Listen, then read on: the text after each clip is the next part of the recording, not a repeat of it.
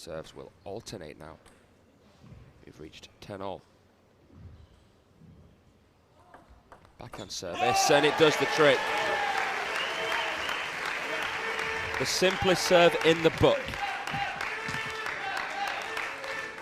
But it's timelessly effective.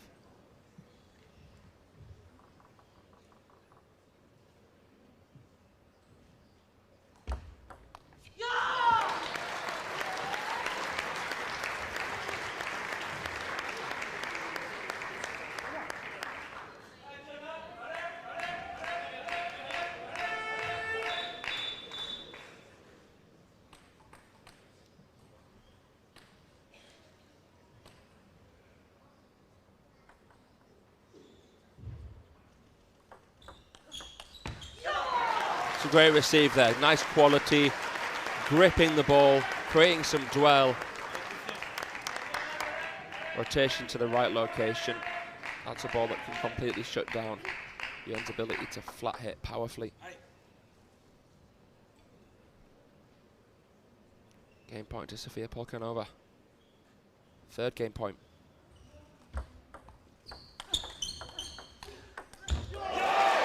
Third time is not to be the charm.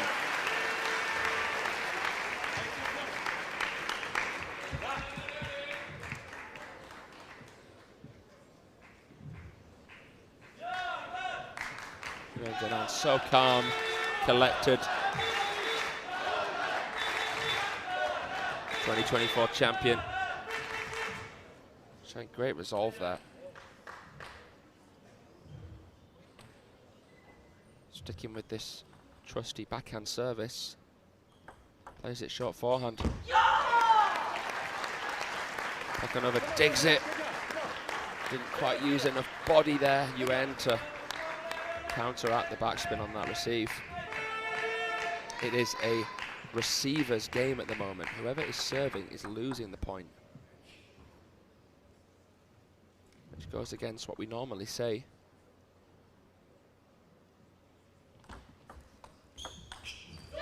And again, they're both just not quite playing aggressively enough when they're right there at the summit of the game. They're chained together. Neither one of them fully confident yet here in this curtain raise up. And you end with the high toss serve for the first time in a while. Doesn't pay off. Polcanova has to look to be more aggressive here with her serve.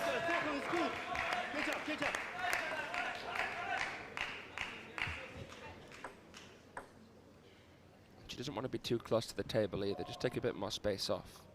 Give herself some space and time. See if she can finish it here. 14-13.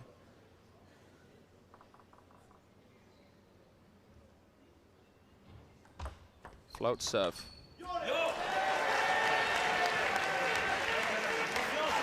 Wasn't a great serve there from Polcanova. She couldn't recover either.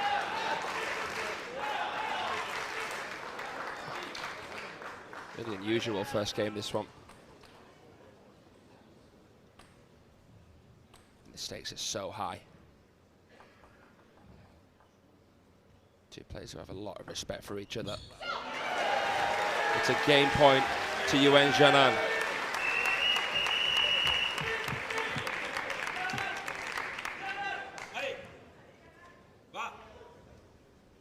Closest game we've seen so far, a 24-22 between Maria Xiao and Eli Samara.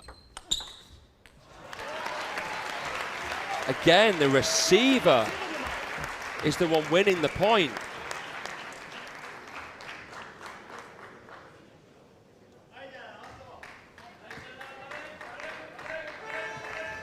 Who's going to blink first?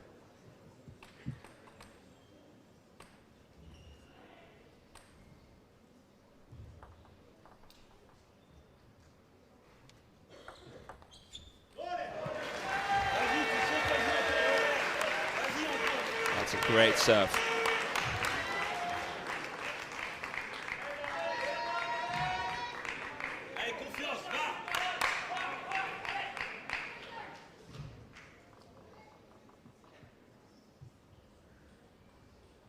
giving Polcanova anything to work with or against.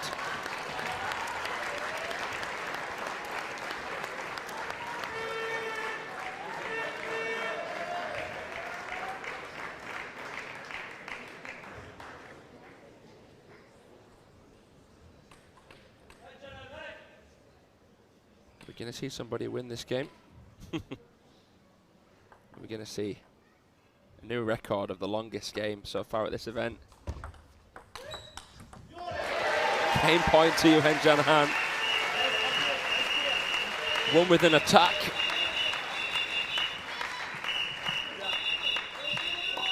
And an unforced error.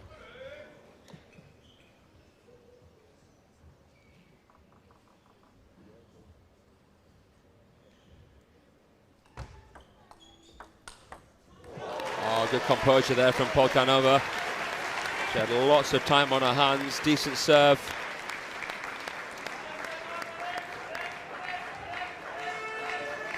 Revs through the forehand.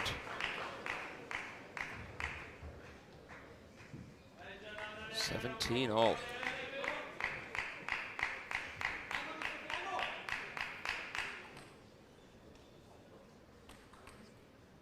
This is by far the closest game these two have ever had.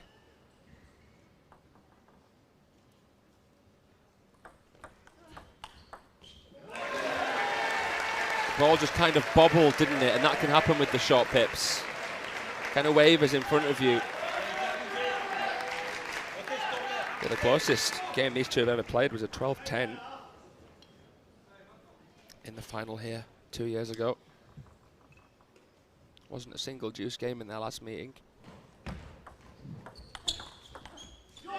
She takes it!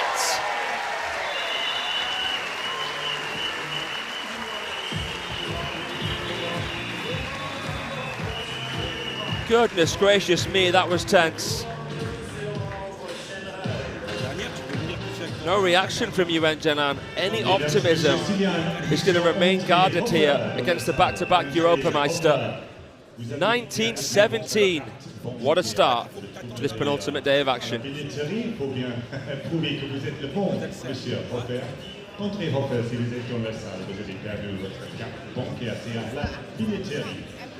André Hoffer, wenn Sie hier sind im Saal, Sie haben Ihre Bankkarte verloren. Können Sie sich bitte ausweisen bei den Kollegen am Eingang, der Billeterie, beim Ticketing. Also.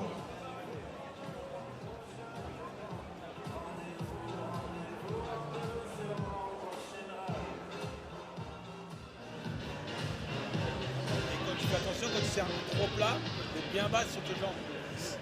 Et Jianhan, au service, il va falloir en mettre plus là. Il n'y a pas de service qui vont. Yuan Jianhan's second event of the year. She played the star contender in Doha. Reached around the 16 there, but she was beaten by Satsuki Odo of Japan. She beat Odo last year at the contender in Skopje.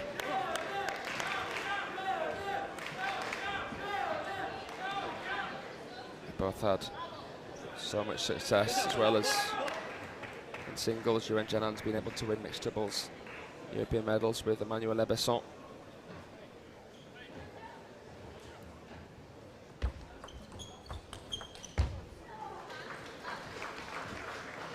Polcanova really effective in mixed doubles with Robert Gardos.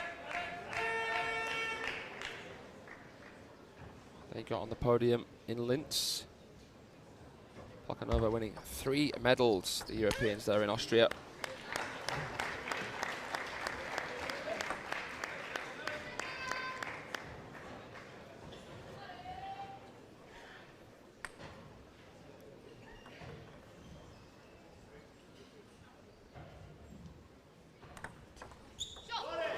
It's a really aggressive serve from Yuan Jianhan. And I do think, from what we've seen so far, she has been the braver player. And again, it's the right kind of setup, but didn't quite make enough space between herself and the ball to play that forehand. Just a little bit tucked up. Polcanova keeps her lead. 3-1. Nice change of direction. An irregular transition for Polcanova to have to make. It's harder to play a forehand than a backhand than it is a backhand to a forehand.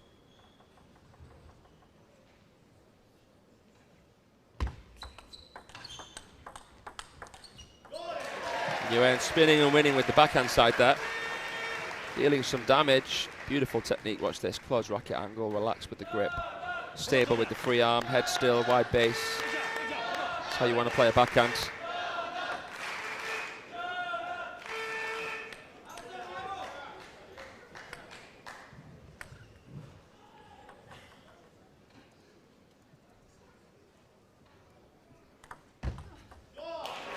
She takes the lead with 3 points in a row.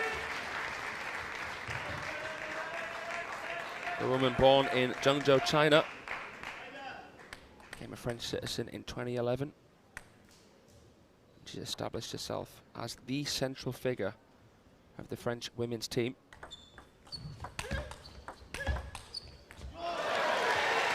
Two-time Olympian at the Tokyo and Paris Games. Helped Team France win the bronze medal at the World Championships 2 years ago in Busan, Korea. France knocking Germany out in the quarterfinal. It's a capitulation here from Polcanova. She's lost 5 points in a row.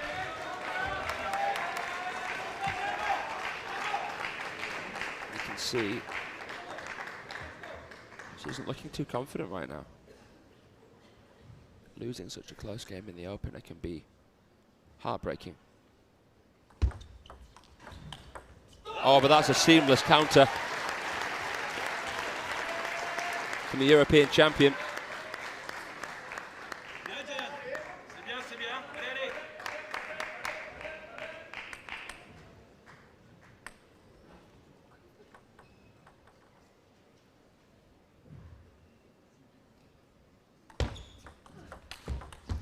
Bit of fortune for Yuan Jianan, and it sends Polcanova into a stubble.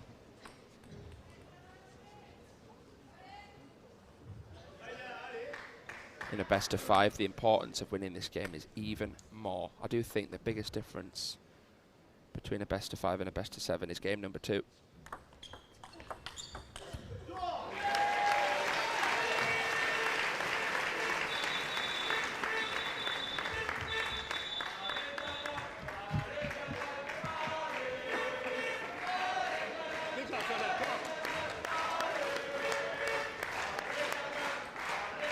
Ranking rivalry here. Two players inside the world's top 30. Clashing swords in the quarterfinal of this event.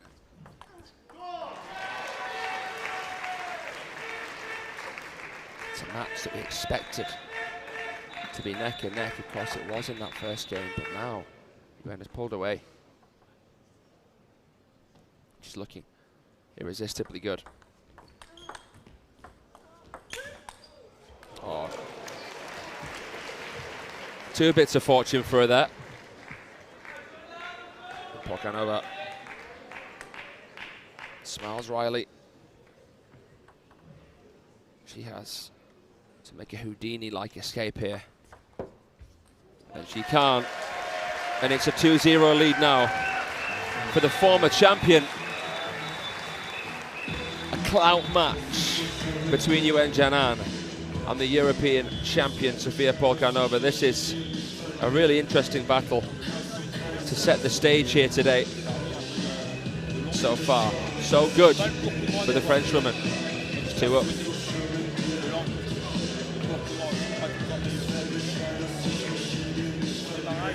The winner of this match will take on either Bernadette Soch or Charlotte Lutz in the semi-final. The semis and the finals will take place tomorrow on finals day. Thank you for your company. These events wouldn't be possible without your support. We've got a jam-packed schedule this year. We've got the European Championships in Ljubljana, the singles and doubles European Championships, of course, we have the leagues, Champions League to look forward to as well.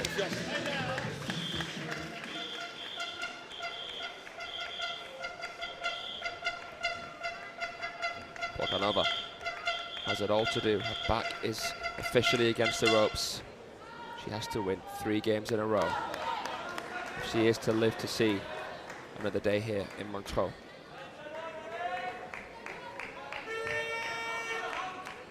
Two-time finalist, 3-time bronze medalist. But Yuan is carrying in the confidence of being a former champion.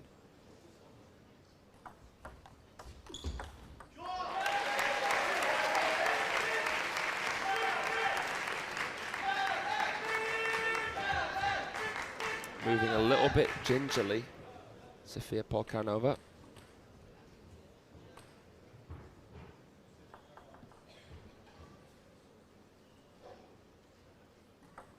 Wider serve that time. Just switching things up. Another bit of fortune. But it's not luck that's making the difference here, and Polcanova has no choice but to go to the timeout. During this timeout, reminder, please, ladies and gentlemen, no flash. Can she muster anything here in a match that just hasn't gone away?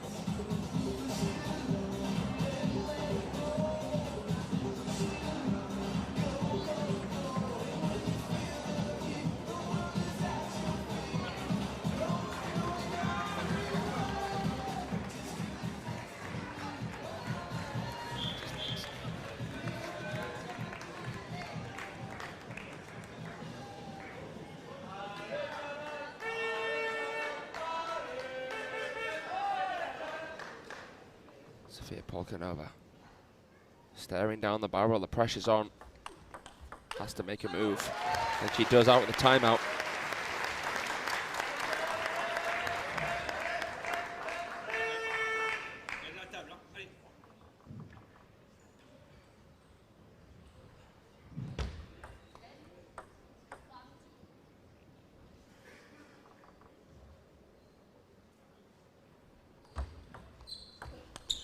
Nice slow spin, but that ball is just so difficult to deal with. If you've ever played against short pin poles, you will know how difficult it is to counter or block against it. You've got to contact the ball in a slightly different way. Can't really come over it like you would do a normal topspin. Oh! Sneaks it past her on the receive there. That's much more like it from Polcanova. You just want to see more risk-taking from her. To take no risk is the biggest risk she can take right now.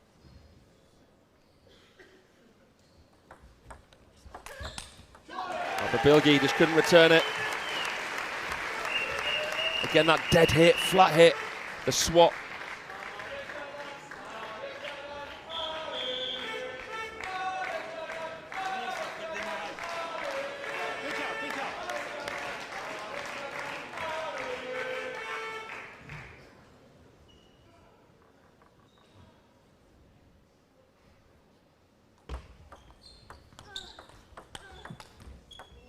Oh, a P-roller.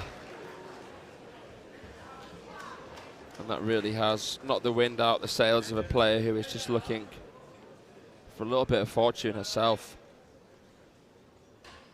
Hard here if you're Polcanova, not to feel like it's just not going to be your day.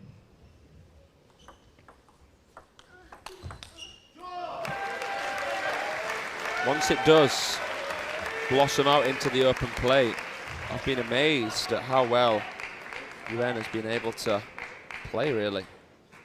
I expected Polcanova to produce more angles. I expected to stretch her more than what she's been able to. But Yuan's dominated the serve receive. You can see again, she's stepping in there, Polcanova. Bamboozled. And it's the serve she's faced before. It's a player she's beaten before.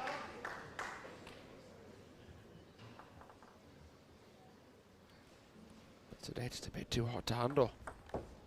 Again, not a great receive, and she's punished. In the blink of an eye, Yuan clobbers it.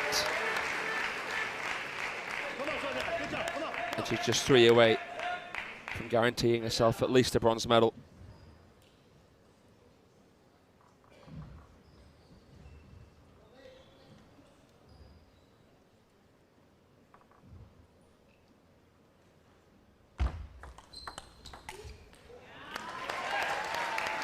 She wins it, but not convincingly there, Sophia. Rooted to that backhand side. She was stretched. Just made it back. Oh no. She's definitely playing below par here. Polcanova definitely not on her A game. You're not seeing a true reflection of her abilities. You're not seeing her paint the most realistic picture of what she can do. I saw Charles Beauregard yesterday beaten in his round of 16 match. It happens, even to the very best.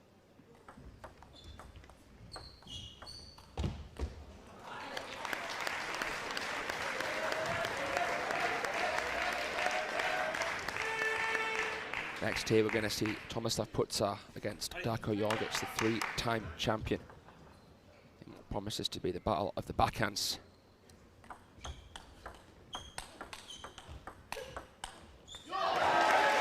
But here, in the first match of the day, the curtain raiser, this penultimate day of action, is Yuan Jianan, who dances her way into a fantastic position. 6 match points here in this quarterfinal. And the former champion's done it. 3 of the best. She's made her pay. What a performance. A repeat of the 2024 final. It was a 4-3 win there for Yuan Jianan. The first French woman to win this cup. Could she do it again here this year? Could she dethrone the best defender in Europe, Pan Ying?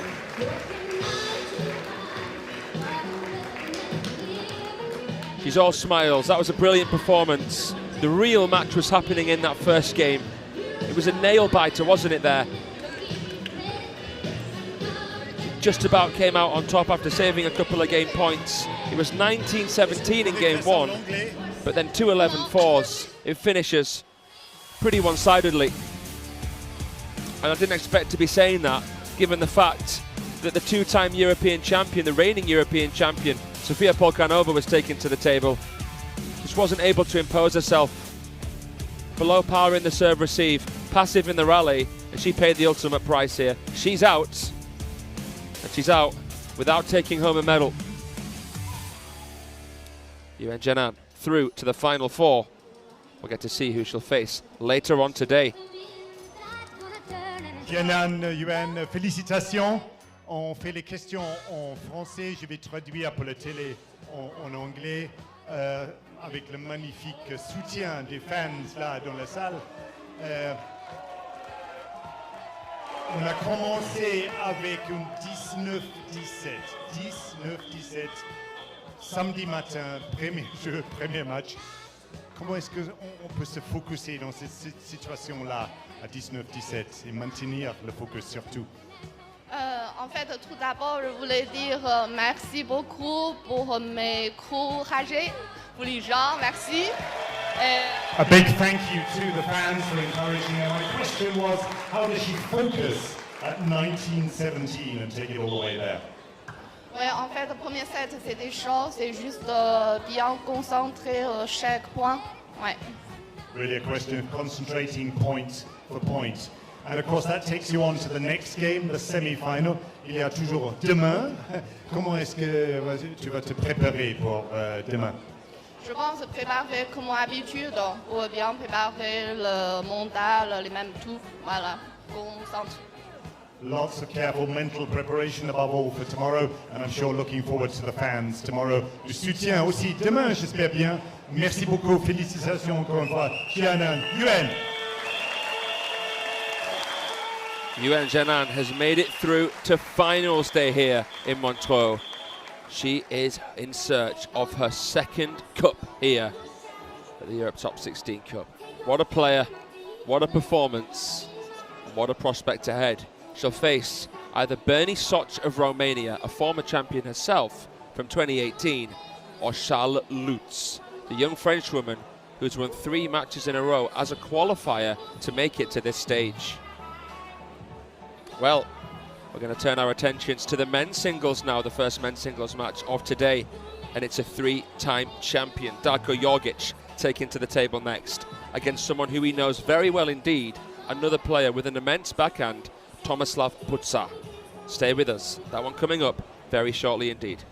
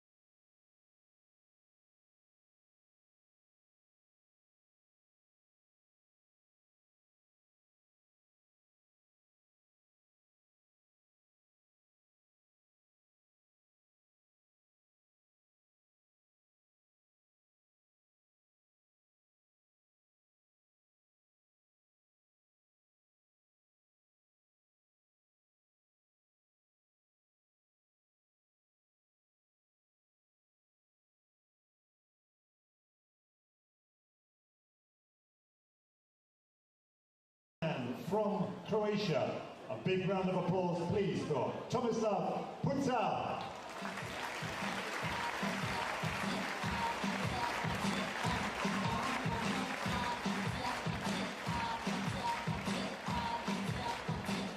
And his opponent, please welcome with me, very warmly indeed, from Slovenia, Darko Jorgic.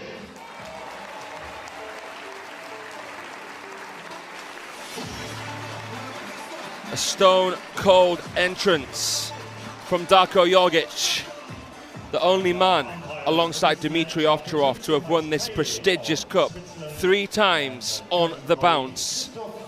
He is Europe Cup royalty, the Slovenian trailblazer, and he's taking on a man who he has so much history with, Tomislav Pucar, a similar generation player who's from Croatia, the man who defeated the 2022 European champion Dang Xiao here already in Montreux. Joining me today, great friend and fellow table tennis evangelist Jordan Wykes. Jordan, what are your thoughts on this one before we get into it? Oh, I think it'd be a massive clash of styles for this one, Fraze. Both players favouring the backhand topspin. A lot of backhand serves as well. Obviously, both of them being quite tall players, especially the Croatian. So it'll be a real test of mettle, see who's going to come out on top. Who do you expect to be the favourite coming into this one? Who do you think's got a better chance? I think on world ranking and on head-to-head, it's got to be Darko Jorgic. If we have a look there, it's currently 7-2 on the head-to-head schedule in favour of Jorgic. And the last time that they played went the way of the Slovenian, 3-0 at the WTT champions Montpellier last year. So I'd agree with you there. I do think that Jorgic is the stronger player. But let's talk a little bit about Tomislav Pucar, 28 in the world right now. He's almost at the peak of his powers, his best ever ranking 25. He's in brilliant form. He could cause a few issues here for the Slovenian.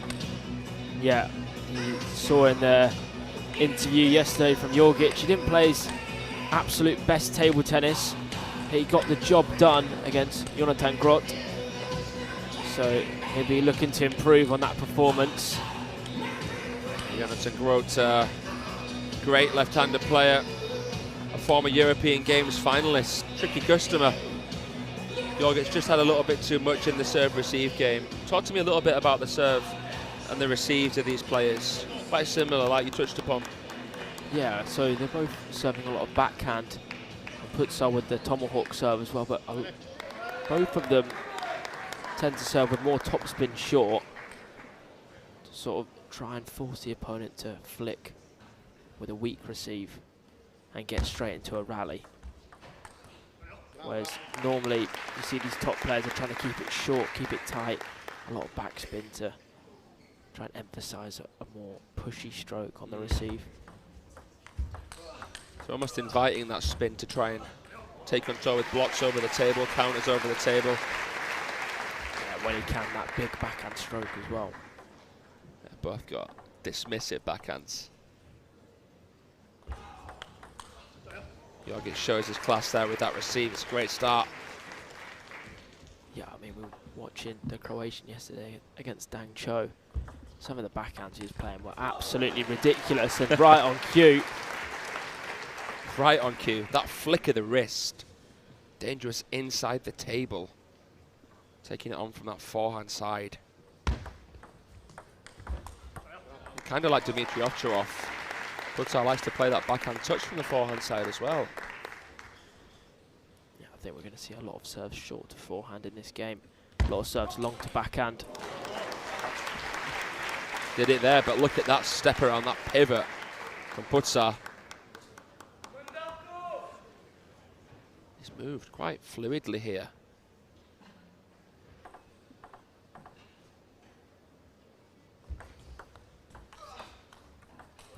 Oh, Jorgic just about blocks it back, clips the net tape.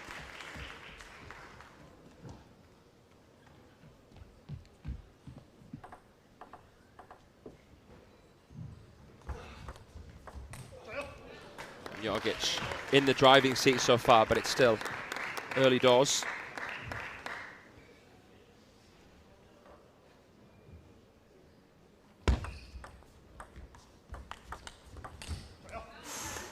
Try to take that backhand on, maybe just a fraction too early. Had to take away the time from his opponent. And then they're ending up fluffing his lines. That's better there though. Short stroke, abbreviated stroke down the line.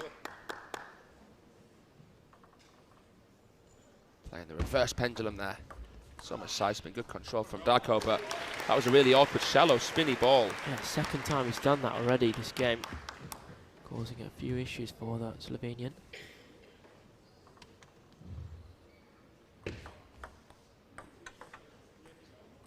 Just a warning there for his service. Umpire thinking that it was more than 33 degrees off of vertical.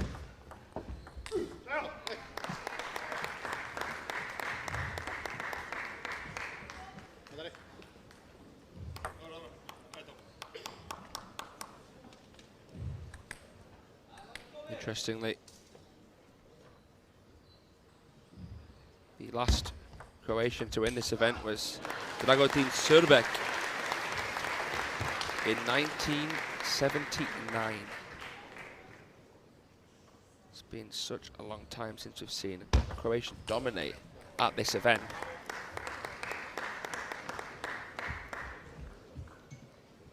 Slovenia have had some legendary players over the years.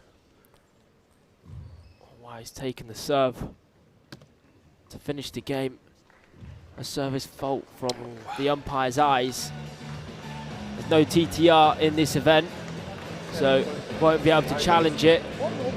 It's a wry smile and a stroll back to the corner for both.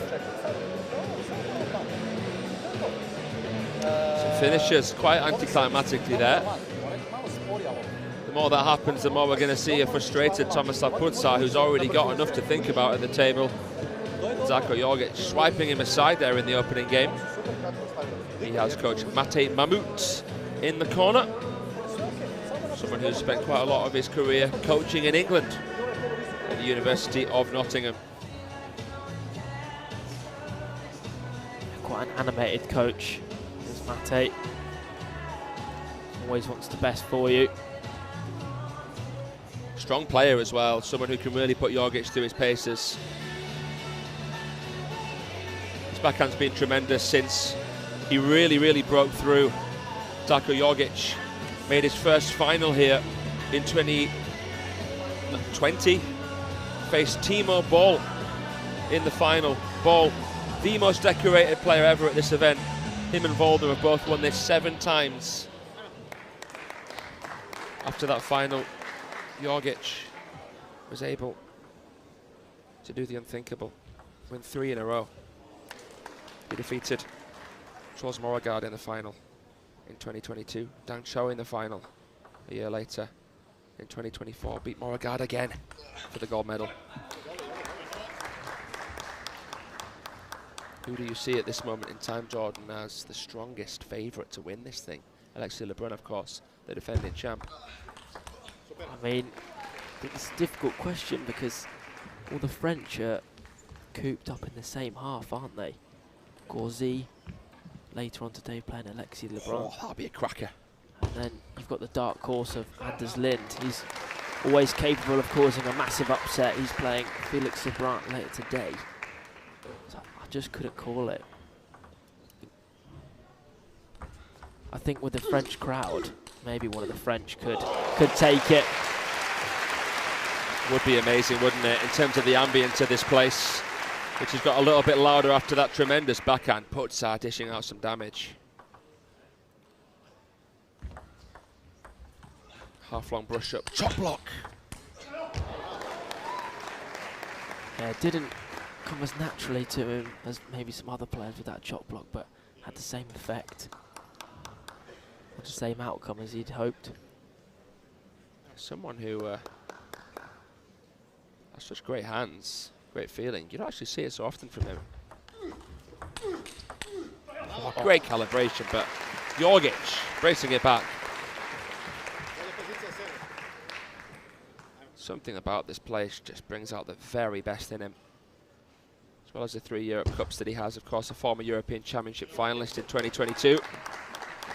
Dan Xiao defeated him in Munich. An Olympic quarter-finalist as well, Darko.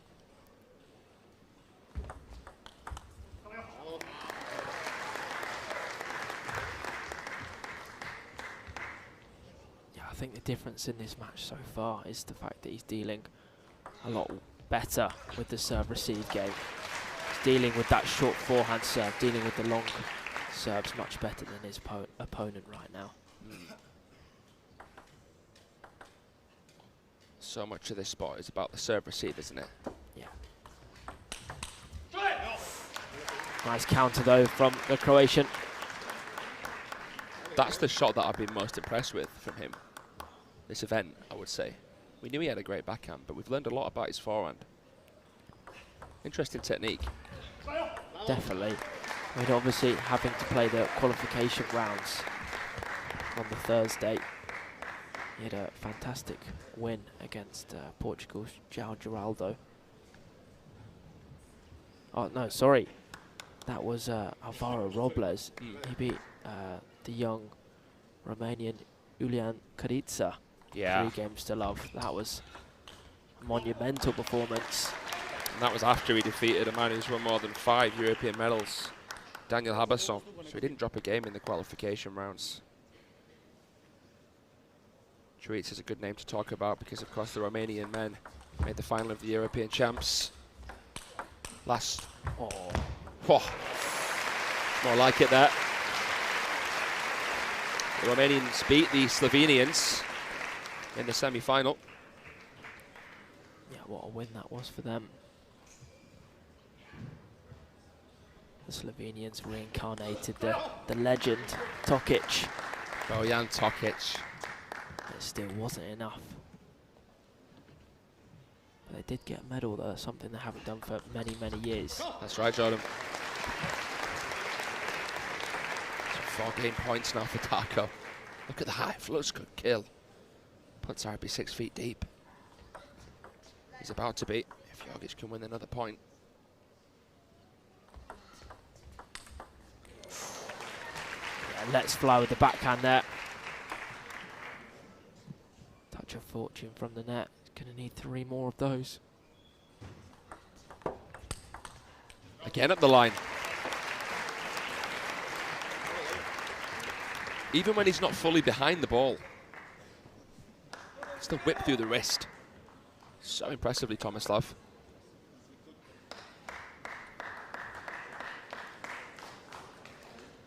So 2 game points saved, but the serves with Jorgic. He'll be looking to set up a strong third ball. Topspin on the serve, absolutely loaded.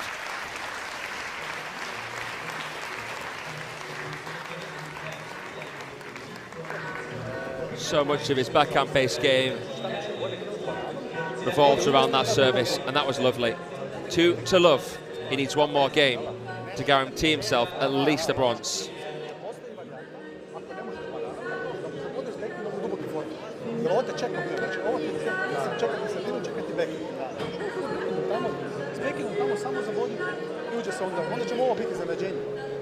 Something I find interesting with this matchup, Jorgic and Pucar, although they've played 9 times, I think they are friends off the table, like many of the players are at this top level. Friends off the table, enemies on.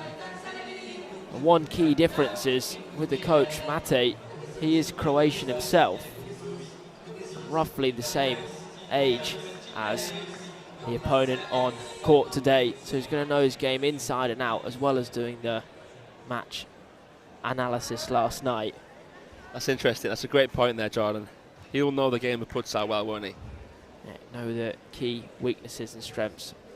There's not many weaknesses, but you know the small holes to pierce in the armour. We saw something similar when Annette Kaufman was playing against Leia Rakovac, because of course Kaufman's coach is Tamara Borosh, a Croatian. Oh, wow. Pucar there waves his arms in disgust. Couldn't believe his luck. He absolutely cream crackered the counter. Jorgic had no right. He went for a bit of an around the net shot there, Darko.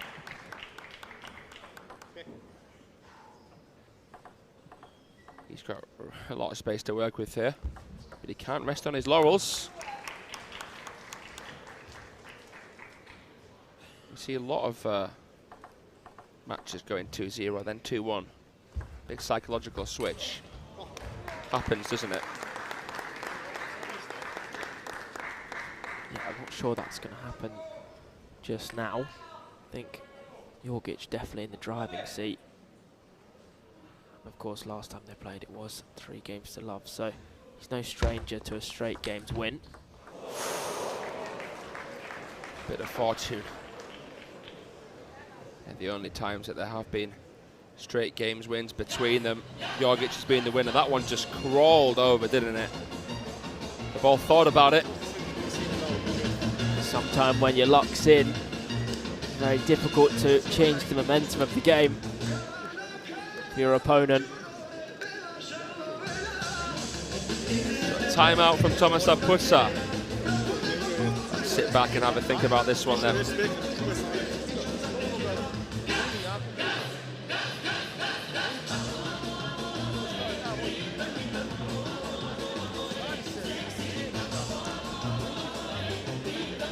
What are we looking at as a potential semi-final then, Jordan? So the winner of this match obviously will go to the semi-final, and they will guarantee themselves a bronze, which is a fantastic achievement in its own right anyway. But they will potentially play the winner of Portugal's Marcos Freitas, the freight train, versus Benedikt Duda, Germany's the dude. Oh, lefty clash. Marcos Freitas, a former champion of the Europe Top 16 Cup. He won it here in Switzerland, in Lausanne, back in 2014. Ooh. I think there's no complaints, that was side, but maybe double back and check. No contest. But that, by the sound of it, by the way it looked to drop, looked like a clear side to me, but it's not always so black and white. What is black and white is that Darko Jorgic right now is in charge of this one. Oh, imagine. That was going to come back with venom. I don't think Pucar would have recovered it. His heart probably skipped a beat when he saw Jorgic made contact. Oh, great feeling. The awareness that the top pros have that the ball is actually going to come long enough to brush is unbelievable. You're talking centimetres less at times. And we've seen players like Christian Carlsen really injure themselves trying to attack a barely attackable ball. That back edge is a target, but it's also an obstacle. 2-point game. For the rotation. Really heavy spin, heaving up the back of the ball. Trying to create as much rotation as possible.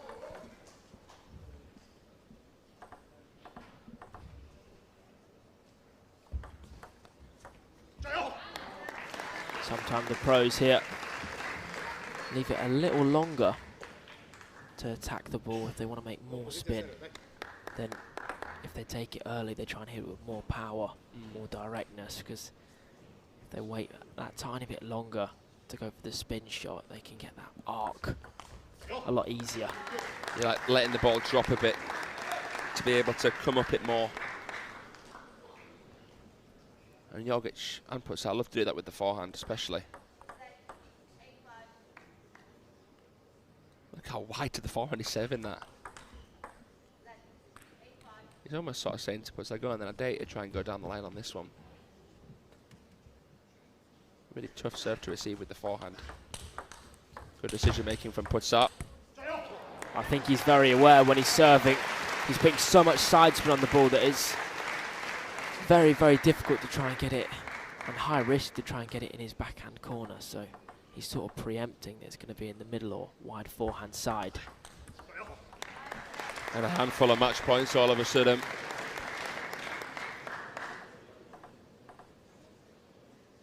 Pucar staring down the barrel. Saves one match point. This is for a guaranteed podium position. Makes it look so easy. Far from. Can he do it? Second time of asking. He cannot. Pucar has never made the podium before. I'm a quarter-finalist. Second time he's done that here.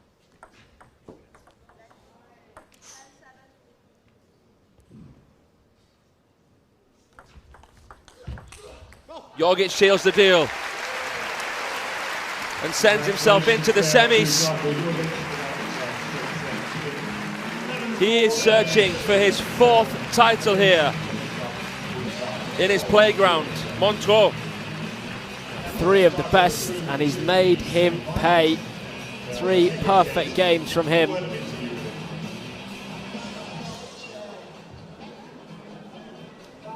He's not technically the most complete player, Darko Jorgic, but mentally and tactically, he has so much to his game. Such an intelligent match player. He'll win points by any means necessary. Doesn't care about making it pretty all the time. He treats it more like a game than a sport, Darko Jorgic. So intelligent, move by move, piece by piece. He plots his way through to the semis over the big man, the mountainous man, who's played well here in Montreux. Tomislav Pucar, we bid you farewell, and we hope to see you again next year. But it's Darko Jorgic through, and we'll see who he will face a little bit later on today. We're just getting the ball rolling here on this penultimate day of action at the Europe Top 16 Cup. But let's get ready for this interview now. Darko Jorgic, congratulations. Another fine win there yesterday. You've had a very strong start to this competition. Looked fairly easy yesterday, 3-1, 3-0 today. How would you compare your 2 matches yesterday and today so far? I mean, yesterday I was struggling with my shape. It was a first match. Always tough to play first matches. Today I found my rhythm from the beginning till the end. I mean, it's also hard to play against good friends. We are practicing quite a lot together, so we know each other very well. But yeah, I mean, I'm really happy with my performance today. I'm just looking forward for tomorrow. And talking of tomorrow, an interesting possibility, Freitas or Duda. Any preferences for your semi-final opponent there? I think it's no preferences at all. Like I said yesterday, I just need to focus on myself. Today was really great. I was showing amazing performance, so I hope tomorrow is even better, and let's see, I will just enjoy. We've seen you up on the top of the podium in Montreux before. What will you be doing to make sure you get up on the top of the podium again this year? Yeah, I mean, every year it's stronger. Opponents here, of course. I just need to play my game, that's first of all. But yeah, find the rhythm, better shape tomorrow, and I hope to see me again, maybe on the podium tomorrow. We look forward to seeing what happens. Darko Jorgic, thank you very much again. Congratulations to him. I think he summed it up pretty well there, Darko Jorgic. The first match is usually the toughest mentally, and he is such a momentum player. Once he starts steamrolling, he's very difficult to stop. Marcos Freitas or Benedikt Duda will certainly have their work cut out against the three-time champion of this event. Felix Lebrun chasing his first podium finish on his third appearance. He's up against Anders Lind, and we cannot wait for that clash later on tonight between Simon Gauzy and the defending champion Alexis Lebrun. That promises to be an absolute flare fest, one of many matches to look forward to here. But next, we turn our attentions back to the women's singles. The top seed Sabina Winter in action against the salsa stepper from Spain, Maria Xiao.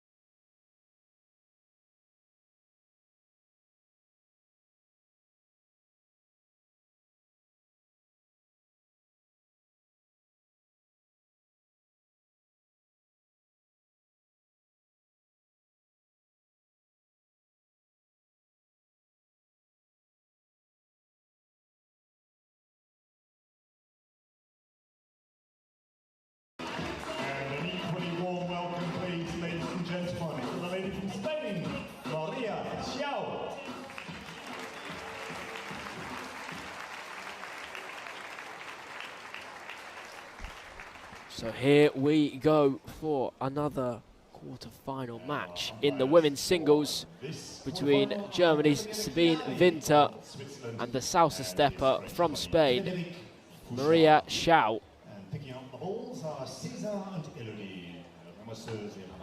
So if we have a little look at the playoff tree, this is how it looks. We saw earlier today the first match.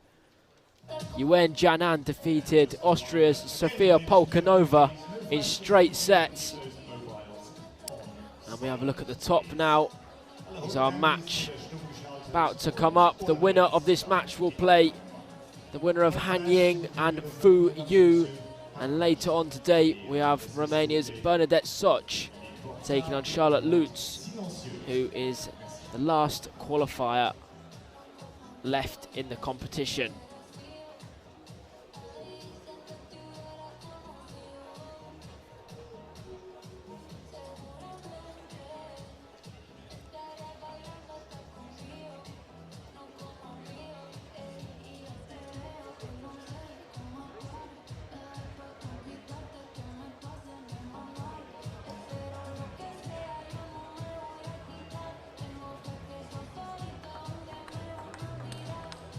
So here we have it then, Germany's finest, the #1 seed for this competition.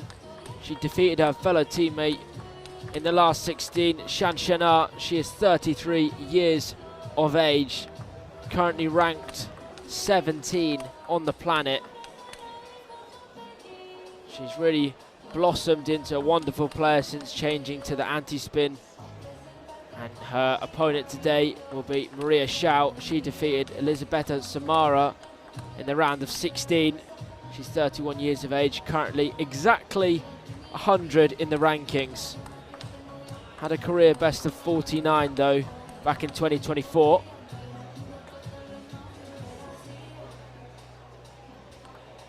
So we're going to get a righty-lefty combo match going for our match number 3 of 8. Of the day.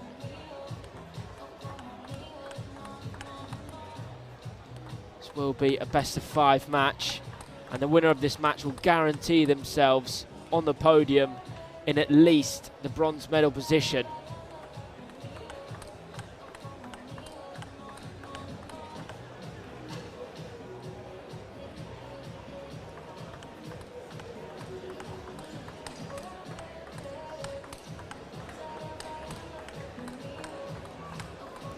Sabine Winter managed the bronze medal last time out.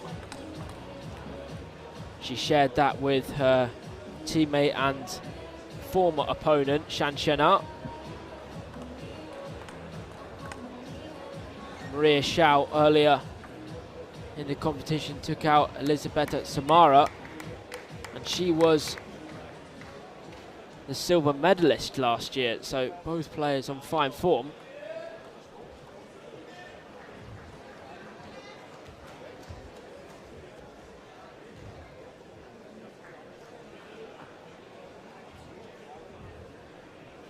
The crowd just finding their seats. And we're going to get underway with Sabine Winter to serve first.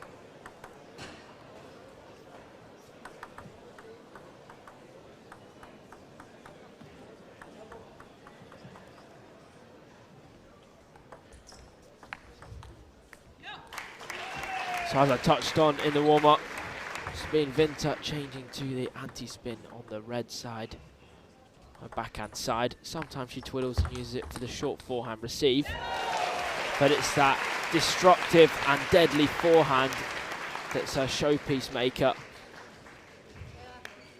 the showstopper.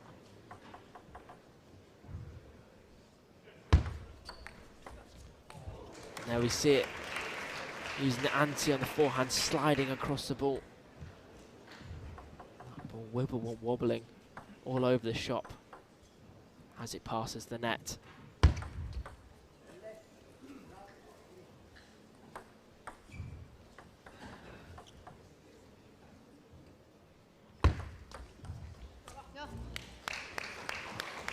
Half long forehand there, not executed to the right degree. Just lofting it up and over.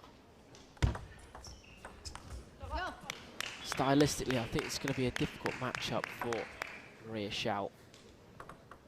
With Winter's tricky anti-spin and a deadly forehand. Maria Xiao preferring quicker over-the-table rallies. It's going to be difficult for her to be able to penetrate against the German.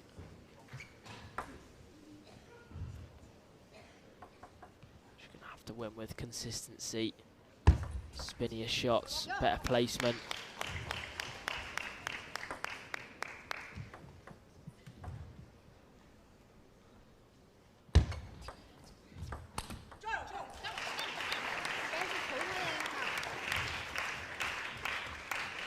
So Winter with a narrow margin, 5 leading 3.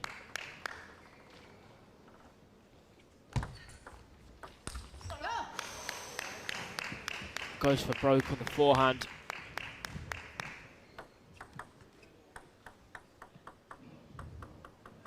Didn't have enough spin. It's a little bit flat. That's something Xiao does well. Gets right behind that backhand block.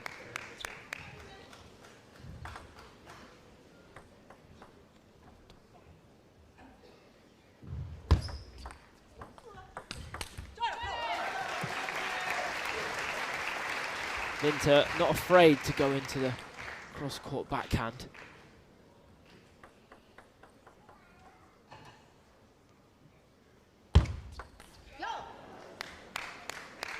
Long fast serve, bamboozled.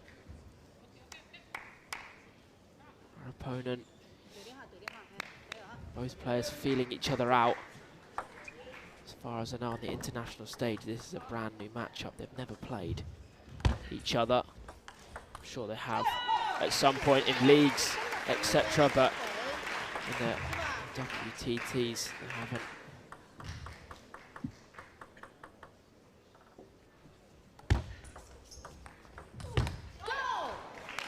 Yeah, good placement. Leapt on the chance when she saw it nice and early.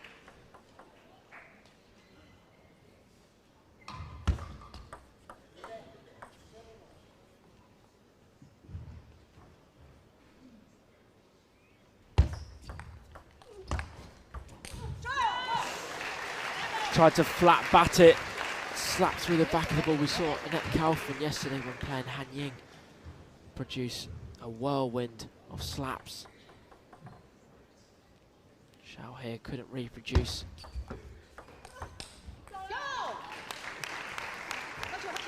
And she stays level, 8 apiece.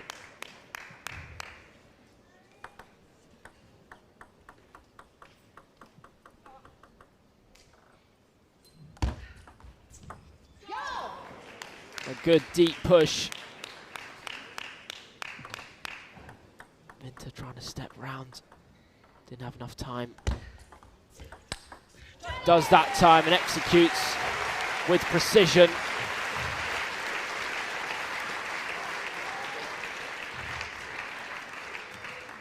And it's crunch time. We're at the business end of game number 1 with Maria Xiao to serve.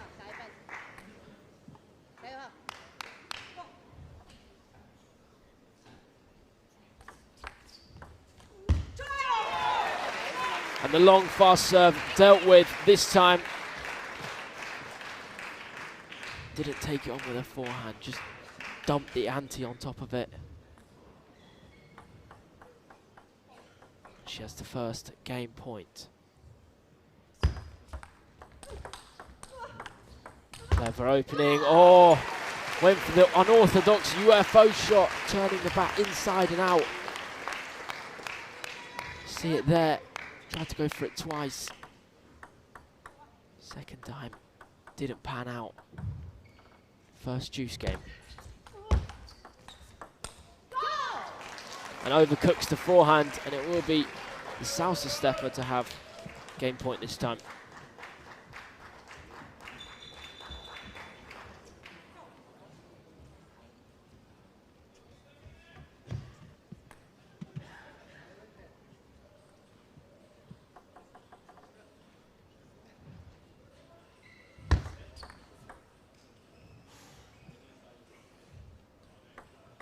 Service warning from the umpire. Good receive. That lightning quick footwork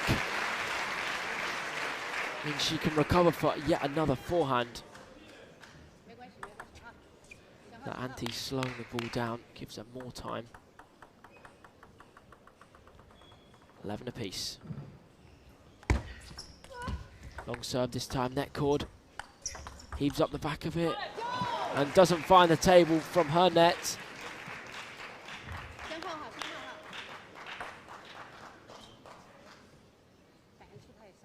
Xiao can breathe a sigh of relief. There's another game point. And this has given me deja vu to Maria Xiao's match yesterday against Elisabetta Samara. Third game ending 24-22.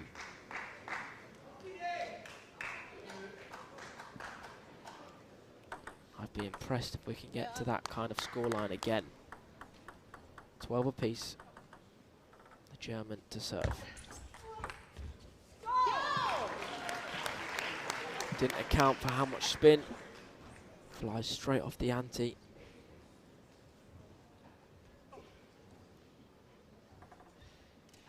Third time's the charm for Maria Xiao. It is.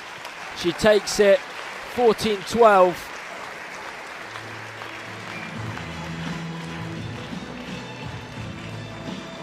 Maria Xiao opens up a narrow margin and leads in this quarter-final.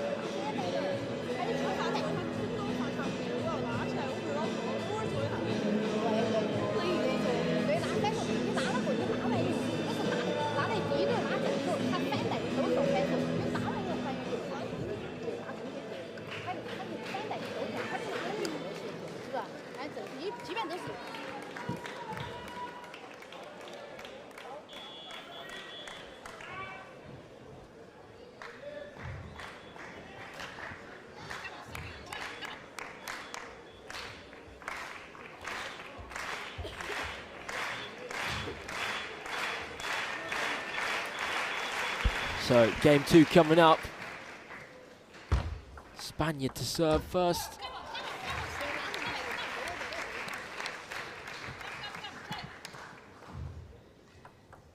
Maria Xiao trying to handcuff as much as possible. I think it's going to become difficult. I think Winter is going to try and get her forehand in even more than she did before.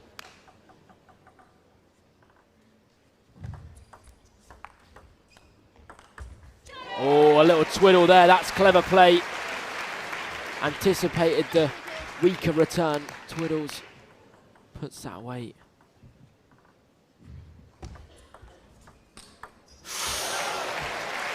And she's on fire right now to start game number two.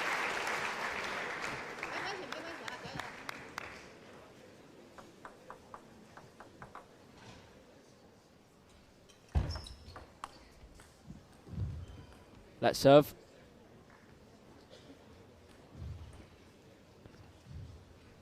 No qualms about that from either player.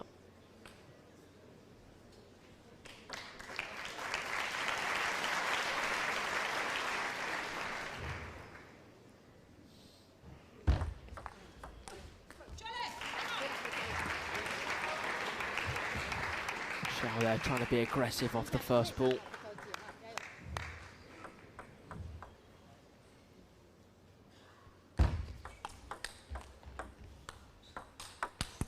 Oh, wow. What an angle.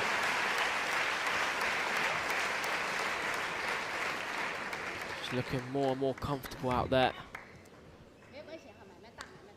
Maybe feeling a touch of nerves in this quarterfinal. The first game, but perfect record so far. 6 from 6.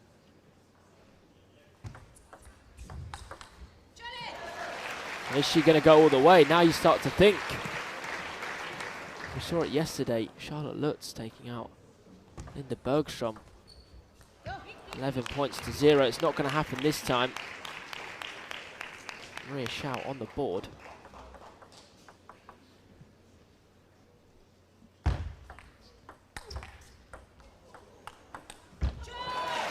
Slowing that ball right down off the ante. Disrupting the rhythm. Changing the spin. The game's really improved over the last year. We saw at this competition, even though she did win the bronze in 2025. She hadn't been using the ante for that long. She was taking it a little bit later. Off the table, wasn't as effective as she is now when she takes it so close off the bounce.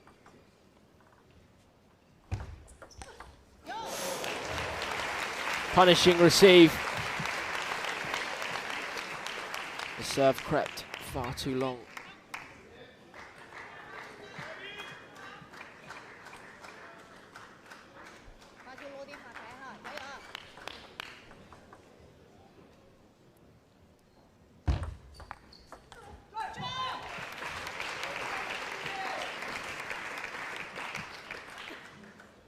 Maria Xiao trying to be more aggressive. The risk hasn't been paying off. Did well to stay in the rally.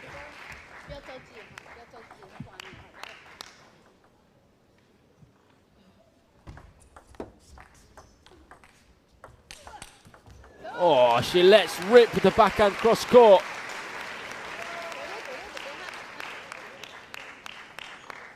Left it all out on the table. There was 0 recovery after that shot. Didn't need it.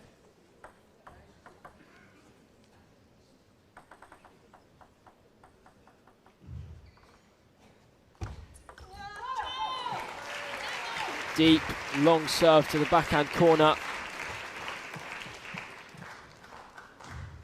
And the German has 4 game points.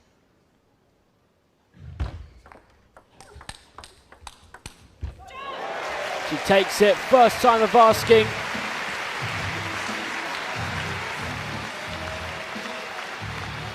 To the delight of some of the German fans in the crowd. She levels things.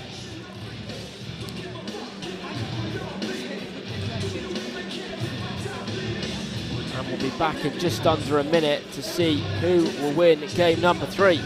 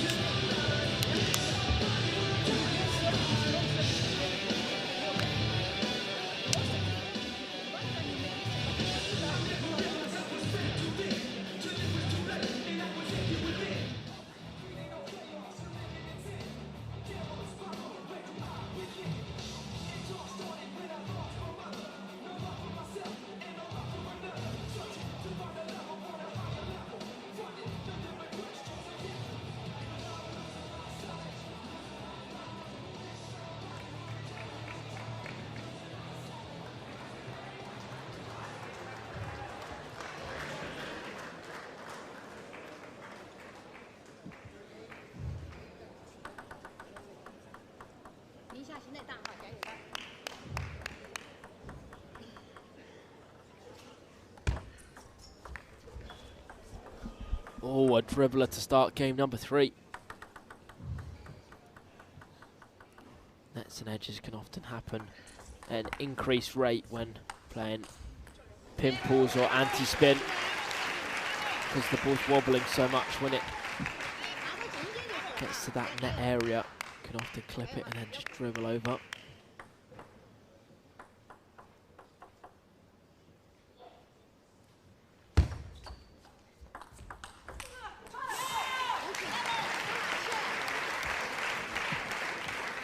Did well to keep balanced, wide forehand.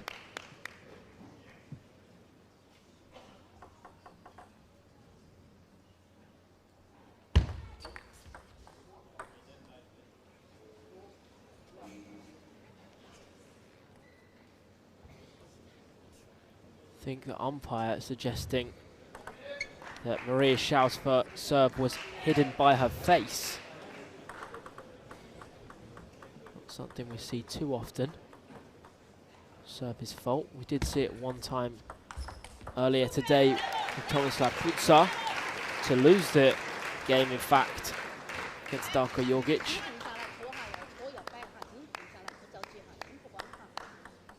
No TTR at this event.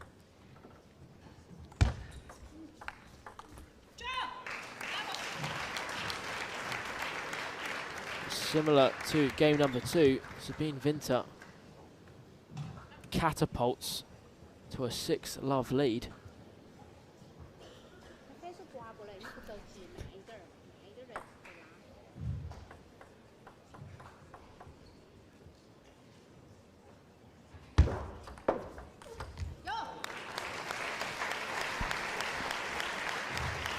Xiao, nice forehand cross court.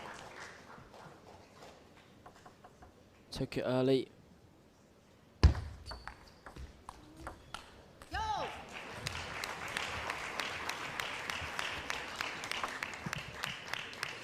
Dealing with the anti-spin quite well. She's not putting it on the table with as much quality. That's meaning that Sabine can get in with that deadly forehand. And that's normally when the problems start occurring.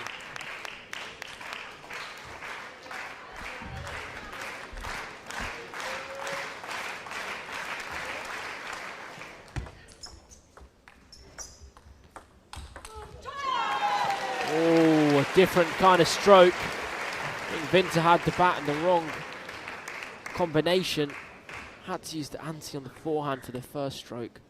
Twiddles it and unleashes with the second.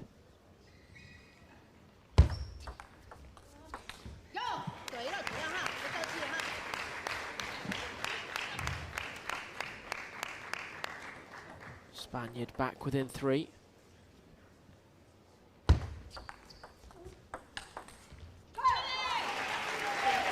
She's just got free rein.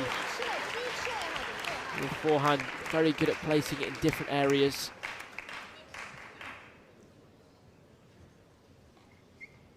Looks like she's got so much time when she plays a stroke.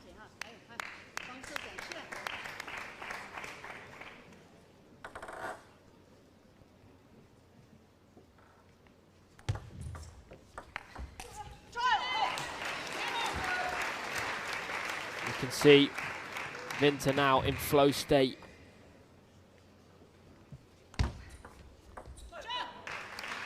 She is running away with game number 3. It's almost a certainty for her to convert it, to go 2-1 up.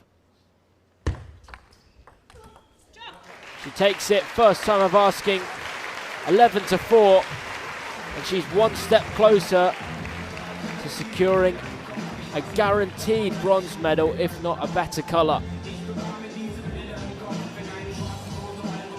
2 down, 1 to go.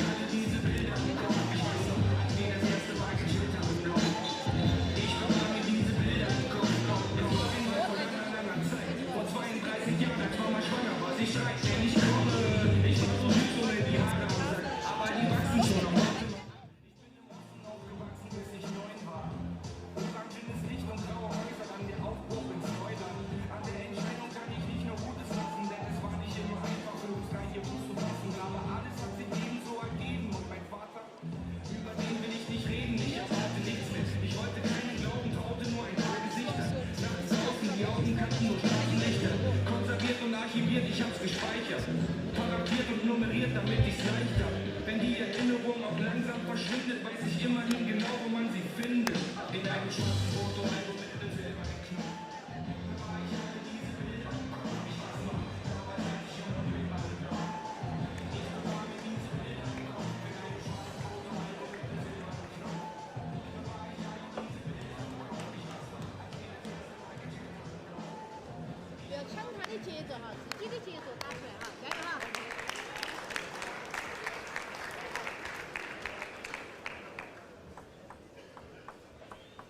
So game number 4. Here's Xiao to serve. Wonder if there's going to be a slight change in tactics for her. She tried in game number 2 to be a little bit more aggressive. But the consistency dropped. She's going to have to turn up that aggressiveness earlier in the point. But also keep the consistency.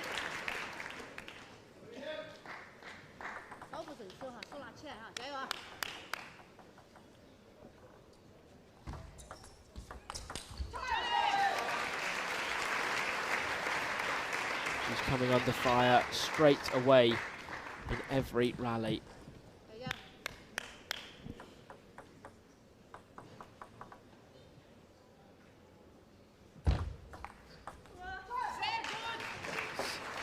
Looking quite suffocating for her out there, and it's going to be a Spanish timeout.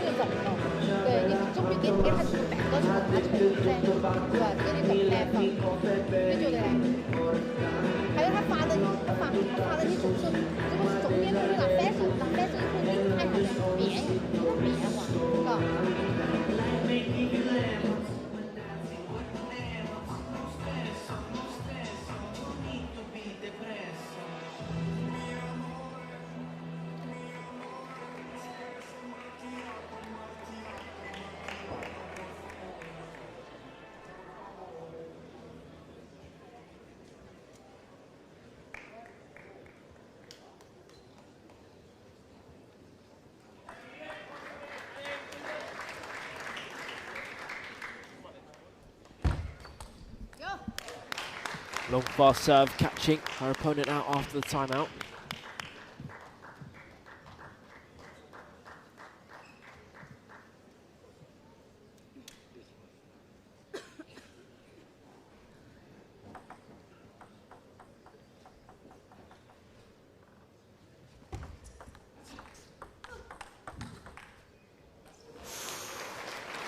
That's better from Maria Xiao. Sort of pinning her opponent to the wings. Staying close to the table, applying more pressure.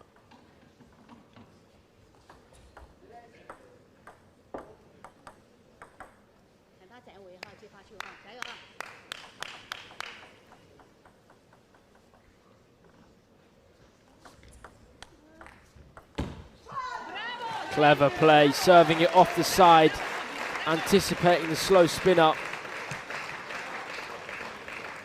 Coming down with a small over-the-table chop block.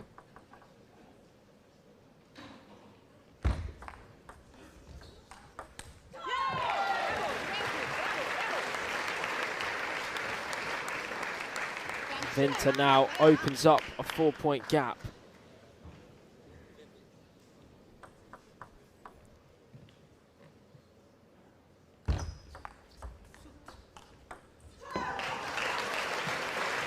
She's not afraid to go directly into the Spanish forehand.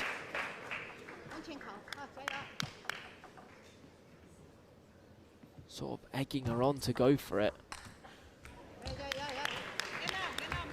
Knowing that she has the footwork, speed and agility to recover any ball that comes back.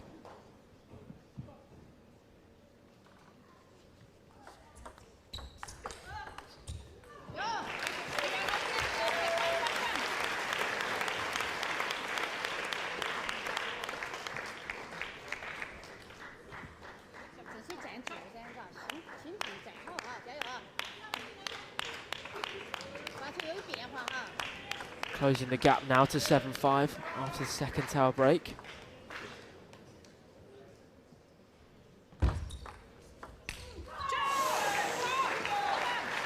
Good serve,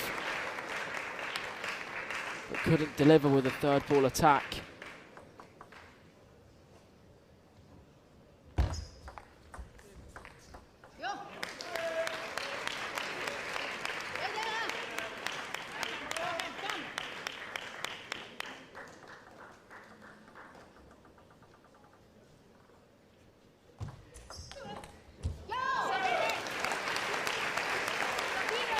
Bit of a why not shot from Maria Xiao. Where was this earlier in the match?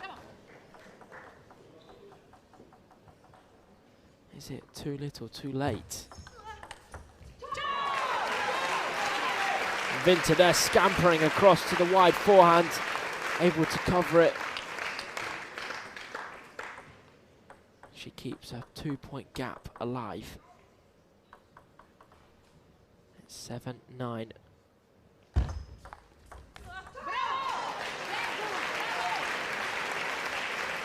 And now Sabine Vinta 3 match points.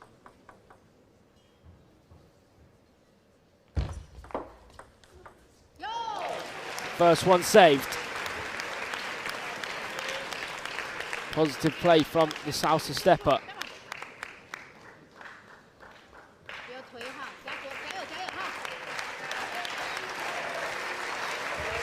Sabine Vinta reach her second consecutive semi-final. Oh!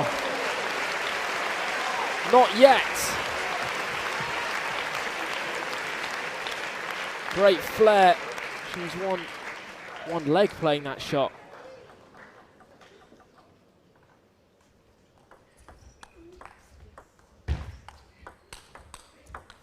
Oh my God. One match point. And she does it! She can breathe a sigh of relief after going 1-0 down. 3 magnificent games. And she takes it 3 games to 1.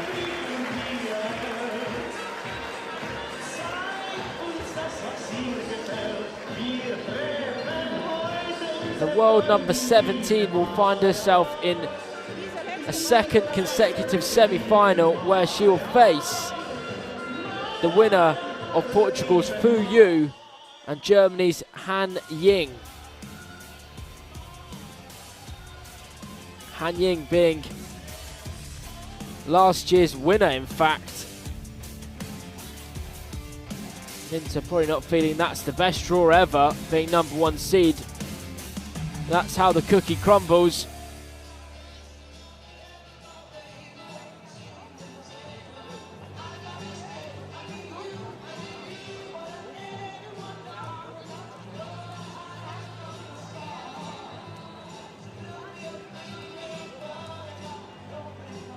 So next up, we're going to have some men's singles action. And what a cracker we have.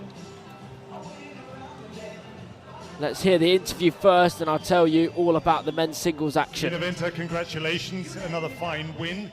Didn't look that easy though in the first set. What was going through your head after Maria went into the lead initially? Well, of course I got a bit nervous, but I mean, it's not the first time that I get nervous, so I managed to handle it. I was changing my play a little bit to confuse her a bit. I was variating a lot, and I'm happy that it worked out in the end. Lots of variety, lots of support as well. It was lots of calls of Sabina, and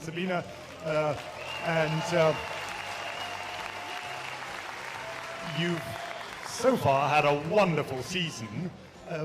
What are your thoughts about the rest of the Montreux weekend? Well, of course, I hope that I'll have 2 more matches here and that I can win them. That sounds like an easy strategy. Sabina Vinta, thank you very much. What a wonderful insight into the world of table tennis. 2 more matches and win them. Mesdames et messieurs, Sabina Vinta, wie immer, am Lächeln. So schön. So just to conclude the women's singles action we've had there, Sabine Vinta joins Yuan Jianan in the semi-final stage. They'll be both waiting to find out who their opponents are later today. So stay tuned also to find out who they are.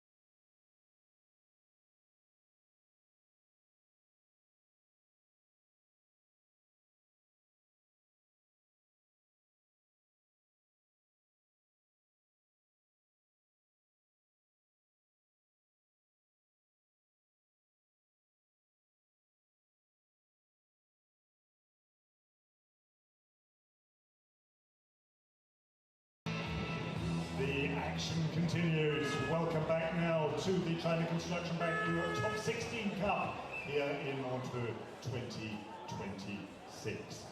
Next men's match coming right up. And please welcome with me out onto the field of play from France, Félix Lebrun.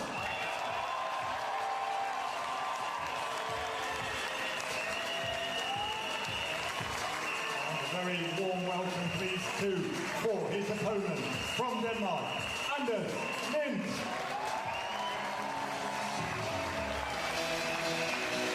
Look who we have here taken to the arena. Two men who need no introductions, but of course, we have to give them one. It's Félix Lebrun of France, the fan favourite, against Anders Lind, the Scandinavian superstar. And this right here is a bit of a grudge match. They're friends off the table, they're foes on the table. They're both looking to medal at this cup for the first time in their careers. What makes this even more interesting is that Anders Lind, despite being the lower ranked player, won their last encounter, and that was at champions level in Frankfurt, Germany at the end of last season. Félix Lebrun is winning the head-to-head 6-1. He is the world number 6 for a reason, the Frenchman. A world finalist in men's team, reigning European team champion. And of course, he has already 2 Olympic bronze medals under his belt. He is an absolute phenom, the best pen holder in the world. And in many people's hearts, he is the favourite here, although his brother Alexei is the reigning Europe Cup champion. Jordan, we've got so much to delve into here. What are your thoughts ahead of this one? Yeah, I think it's an interesting matchup. Obviously, you mentioned the head-to-head there. Felix 6-1 up. Lind winning the last time. Makes it an interesting matchup. I think if Anders can show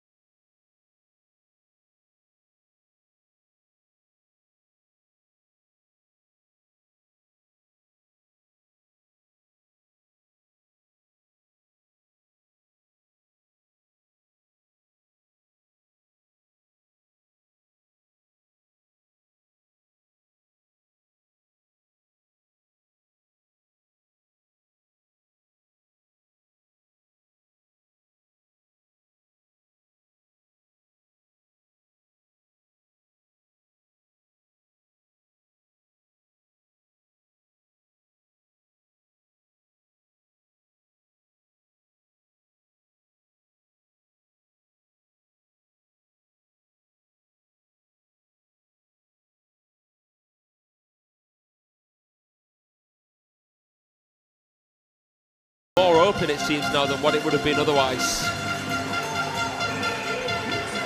Yeah, we've seen Félix Lebrun before get frustrated whilst playing left-handed players with good serves like Benedict Duda at the European Championships. That's a prime example there. I think if Anders can frustrate with the serve receive and get his flair like with the strawberries going, there's all the chance in the world.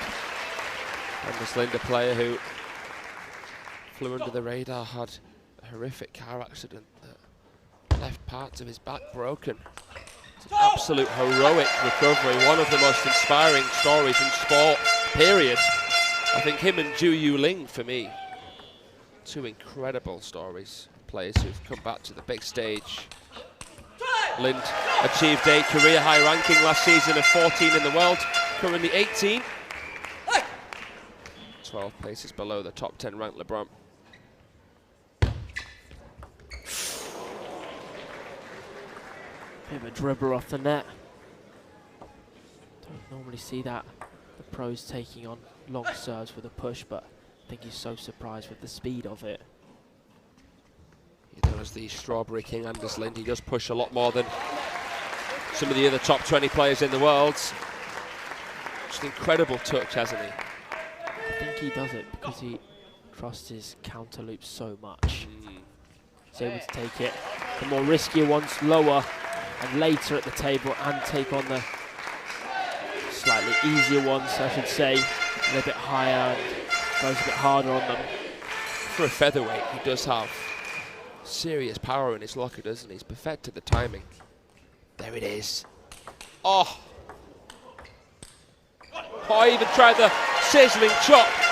The scyther returned by Lebrun. There it is. Did well there, Felix, with the forehand. Yeah, great reflexes. Shovel set, beautiful touch. Wow. Great start to the match here. First time these two met was in 2023 at the European Games. Of course, Felix Lebrun became the men's singles champion there, beating Freitas in a 7-game classic. Lebrun did unbelievably well. He won 6 times in a row against Anders before their last meeting, where Anders won 4 games to 2. This, of course, is a best of 5. Oh, wow. Anders kept his bat high. Just trickles it down the line. The postman pat of a block there. Oh, chop block from Felix Lebrun. To do that with the penal grip seems even more impressive. That was Shushin-esque from the Frenchman.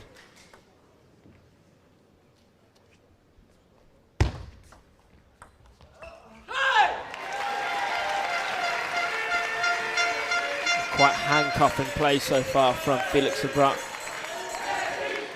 Lind doesn't look anywhere near as comfortable as he did yesterday against the German Dmitry Otrov.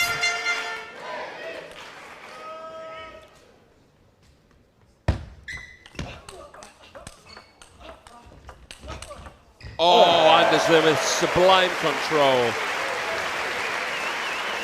Felix making him play that one extra shot all the time. Charging back into the table.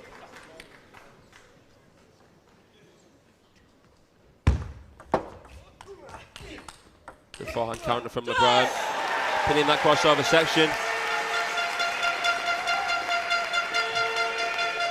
I'd say that out of all the top 10 players, he has the least powerful forehand. His backhand is unbelievable and his forehand's so spinny. And of course the serve receive game is just superb. So much quality. Anders again pushes back the long serve. That's a big point, and these moments matter now at 7-9.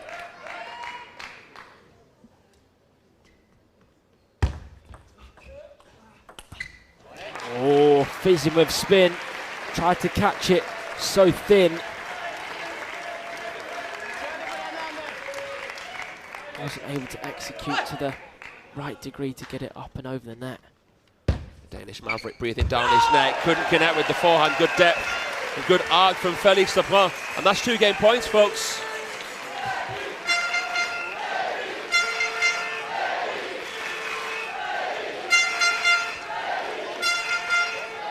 Felix's brother Alexis, the first Frenchman to win this event since Jean-Philippe Gatien in 1997. Could Felix Lebrun do what his brother did here?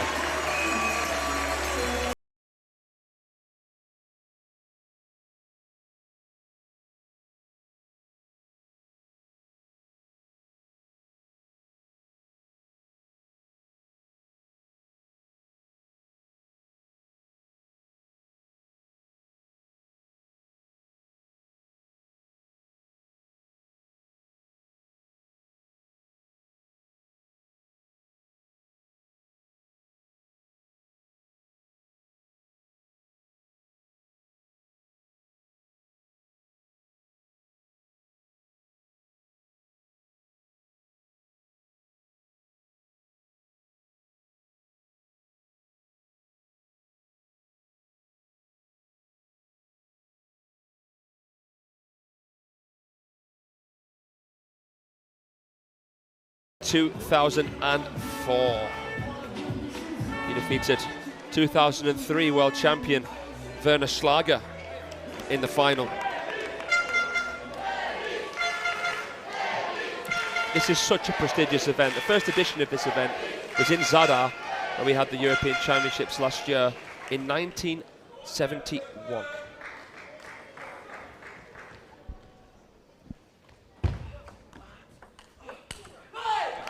Used to be the Europe top 12, didn't it? Yeah, it's interesting how they changed. I think it's a little better with this way round. It gives players that are at that very, very top a little bit more margin for error with the ranking system. Yeah. You could sort of be in the top 22 now and still, you know what I mean, look at someone like Charlotte Lutz. She was in the qualification stage, now she's in the quarterfinals. Could even be in the semi-finals. She'd never be there if it was only the top 12. That's right. She's taking on former champion Bernie Soch a little bit later on. Back to this one now. 2-1 to Lebrun. A bit confused there, Felix. Anders has to try to keep it away from the waiting area of the Lebrun backhand. Oh, misses by a whisker. Tactically, Jordan, what do you think Anders has to try to look for? Yeah, I mean, he's doing his best at the moment, but trying to keep Felix out from attacking first would be number one priority. I feel like when Anders attacked first, there's much more chance in the rally to dominate a little bit more. What about yourself? What do you think?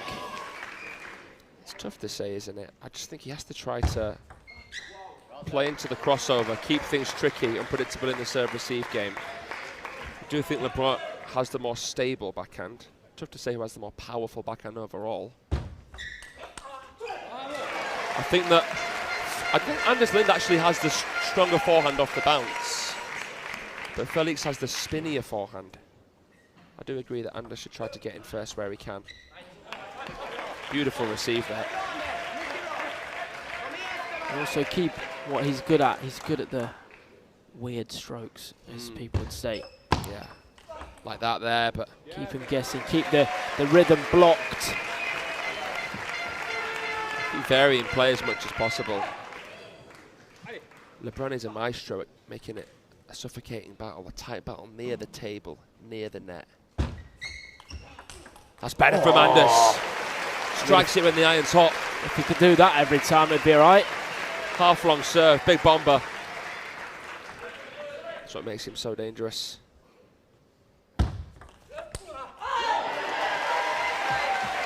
Interestingly, went long with the serve straight into the Lebrun backhand.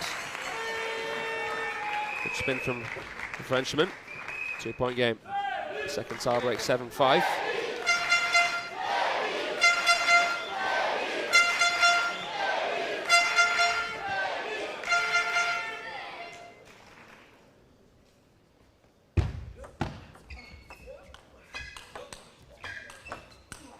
Oh, the precision from Lind. He was in trouble there, but he threads it through the eye of a needle to make that one back.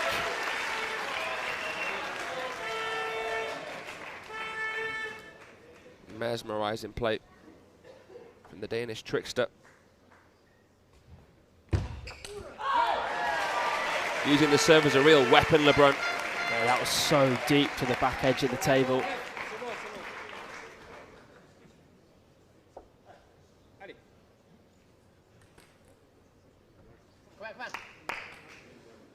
Good body language here from Anders Lind. One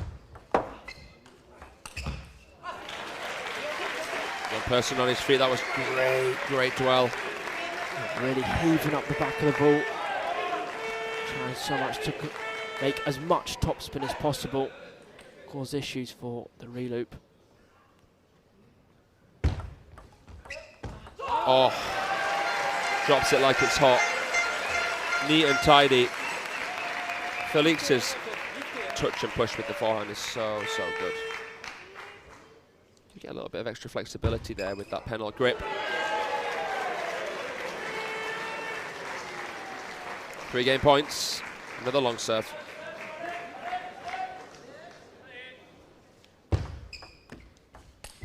Oh. That is sizzling. Absolutely crunches straight into the barrier. How he managed to make that much power from such a half-long ball. I was just thinking the exact same thing. That push was butchered. And we saw yesterday, I don't want to keep referring to it, but Anders Lind causing a lot of problems with those butchered pushes in his match against the German, but Felix not having the same kind of issues. His third appearance at the Europe Top 16 Cup. He's a game away from securing at least a bronze medal here. He's the highest ranked player remaining. Could he win it?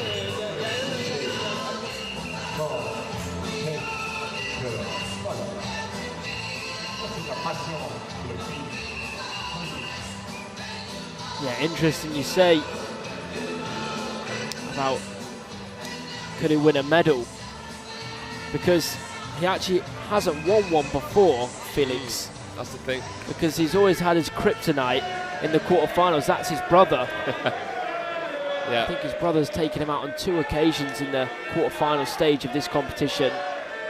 He beat him, Alexei beat him on Felix's first appearance in the quarters.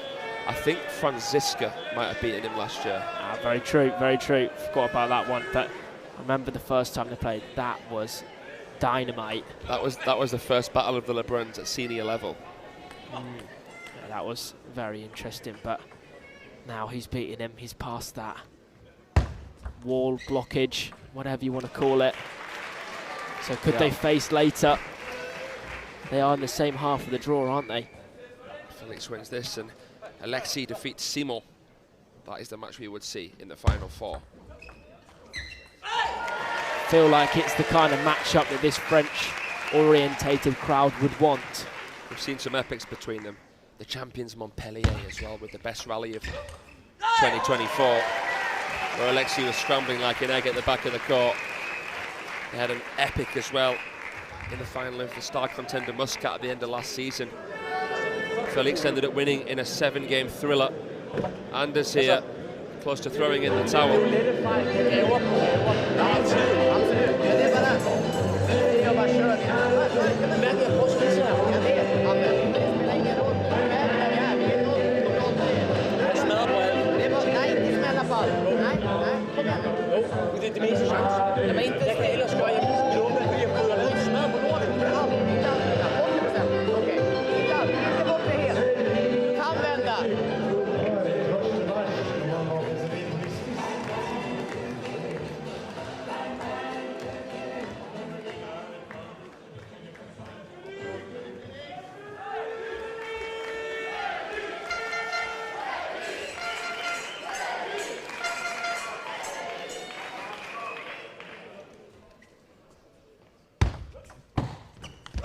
This is extremely impressive from Felix Lebrun. He's looking irresistible right now.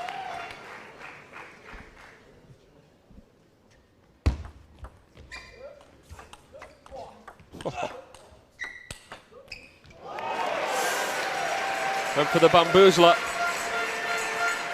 A strawberry from way back there, but again, it's just Lebrun's stability across both wings. How he maintains his distance, superb. He even gets that one back. How has he done it?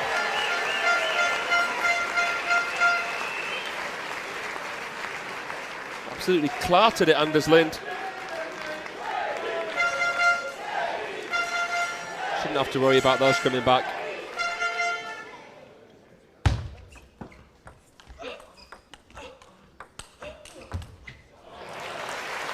A little bit further back there, Anders Lind, but able to produce a hell of a lot of power. Is there any way back into this? Maybe not. The strawberry pushes. Pushed back by Lebrun. And that's a 6-point lead again.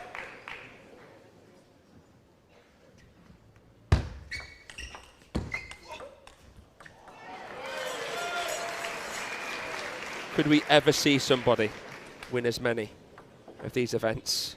There's teamwork ball involved now. Oh, just clipping the back edge.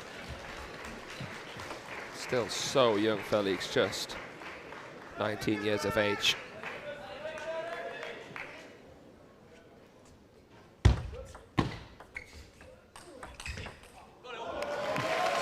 I've been very impressed with his forehand counter. I thought that's where Anders could have the edge, but he's obviously really worked on that, Felix, just trying to take it a bit earlier.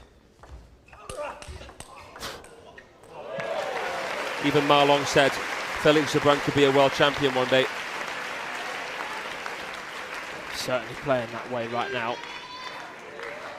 Really classy performance. Just 2 points to finish it off. As good as Anders is, I think he's going to do it, Felix. 7 match points. Wry smile from Anders Lind. Are they going to go for a little exhibition? Oh, Anders is ready to go for a right-handed counter. He said, just put it on the table. Felix feels more pressure to make it on now than when they weren't in exhibition mode.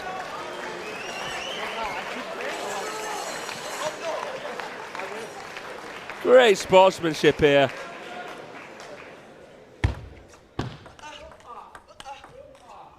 Here we go. Exhibition time.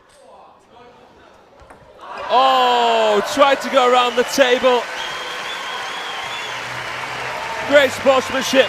Felix Lebrun today just too good. The pressure was off for the exhibition points and maybe let his mind float a little, but he got the job done. Third time of asking. That's a guaranteed bronze medal for him and for Team France. Bravo, says Big Papa Nat Molin. What a fantastic coach. He's been with Lebrun since he was a kid, through thick and thin. He's ushering him, guiding him in the right direction. And like you say, Jordan, he has at least guaranteed a bronze medal here. Could he go all the way? Well, they'll be preparing for a teammate. Will it be Simon, who beat him at the Champions Montpellier? Will it be his big brother Alexei, who defeated him here 2 years ago? We will find out, but Felix Lebrun will be hungry for gold here in the majestic Montreux. Great match. As a neutral, would have personally liked to see it go a little bit closer than that, but Lebrun wasn't in the mood for making that close, was he, Jordan? Gonna get to hear from him now. He's down by the table. Félix Lebrun, félicitations encore une fois. C'est comment jouer ici avec du soutien comme ça? C'est incroyable, chaque année on se régale. Voilà, merci à tous. Il y a encore un match de français tout à l'heure, mais il y aura forcément un français en finale, donc ça fait plaisir. Et merci à tous pour le soutien, c'est un régal. A big thank you to his many French supporters.